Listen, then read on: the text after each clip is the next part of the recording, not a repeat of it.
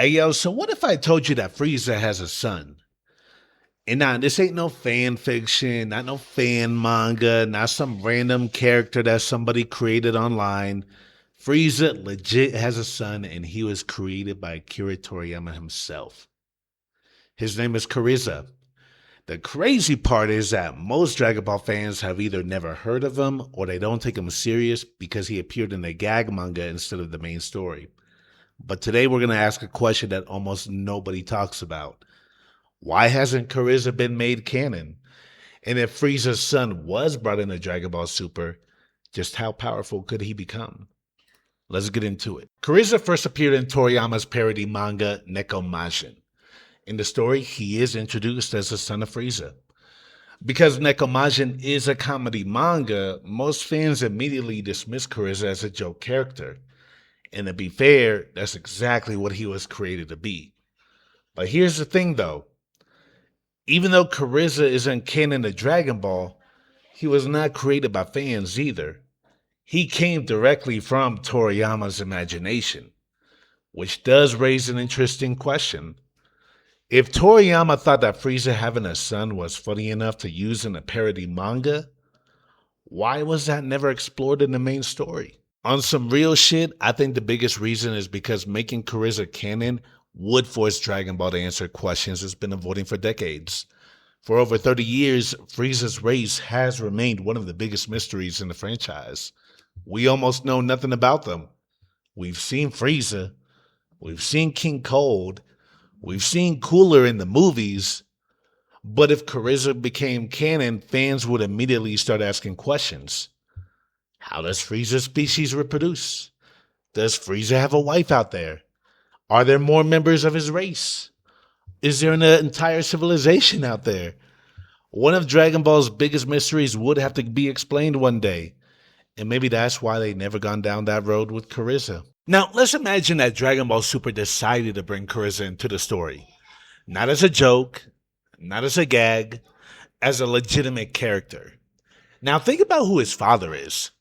Frieza was born with insane levels of power. Before he ever trained a day in his life, he was already one of the strongest beings in Universe 7. Then he trained for just a few months and reached Super Saiyan Blue levels. Then he trained again and became Black Frieza. So imagine a child inheriting that same potential. A fighter who grows up knowing everything about combat. A fighter who learns from every mistake that Frieza ever made. A fighter who does not underestimate his enemies. That's actually a terrifying thought. Because Kuriza might not just be strong. He could actually become stronger than Frieza himself. But here's where things could get really interesting. What if Kuriza wasn't evil? Everybody assumes he would be another Frieza, another tyrant, another emperor, another villain trying to conquer the universe.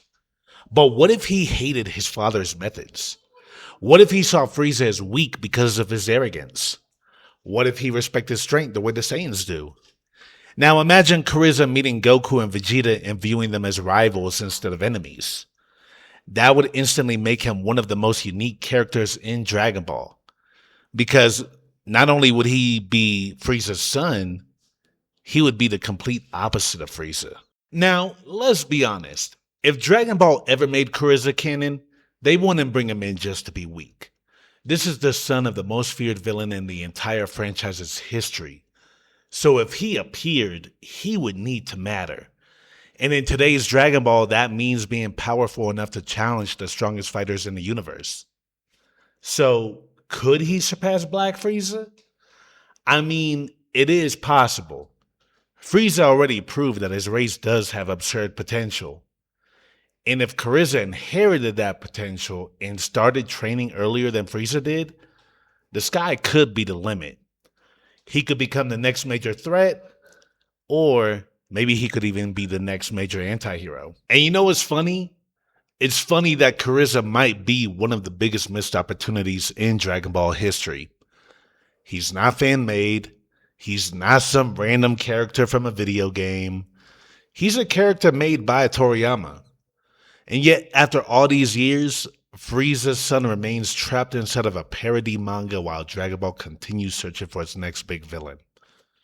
I mean, Maybe the next great Dragon Ball character has been sitting right in front of us this entire time. But let me know in the comments. If Kuriza became canon tomorrow, do you think he should be a hero, a villain, or should he eventually become even stronger than Black Frieza? And if you enjoyed this video, don't forget to hit that like button, subscribe, share this video. Y'all be good, be safe, and I'll catch you on the next one. Peace.